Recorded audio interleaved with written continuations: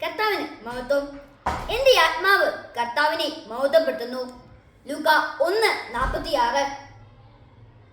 Gratitude is the memory of the heart. ഹൃദയത്തിന്റെ ഓർമ്മയാണ് നന്ദി.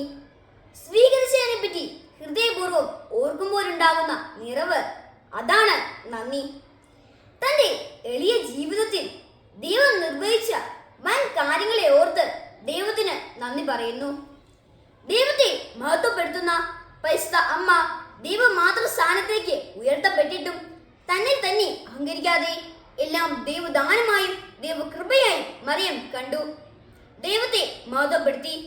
ഒന്നുമില്ലാത്ത ഒന്നുമല്ലാത്ത നാം ഔദാര്യപൂർവ്വം ദൈവത്തിൽ നിന്ന് എല്ലാം സ്വീകരിച്ചിട്ടും ഹൃദയത്തിൽ കാത്തു സൂക്ഷിക്കേണ്ട നന്ദിക്ക് പകരം പരാതികളും പരിഭവങ്ങളും നമ്മെ കീഴ്പ്പെടുത്തിയിട്ടുണ്ടോ? പരിശുദ്ധ അമ്മയെ പോലെ ജീവിതത്തിന്റെ പരിപൂർത്ത യാഥാർത്ഥ്യങ്ങൾ പോലും വിശ്വാസ വീക്ഷണത്തിൽ കണ്ട് ഒന്നിലും പരാതിപ്പെടാതെ നന്ദിയുടെ ഭാവം മാത്രം പുലർത്തി സദാ ദൈവത്തെ മഹത്വപ്പെടുത്തി ജീവിക്കാൻ ഈശോയെ ഞങ്ങളെ സഹായിക്കണമേ.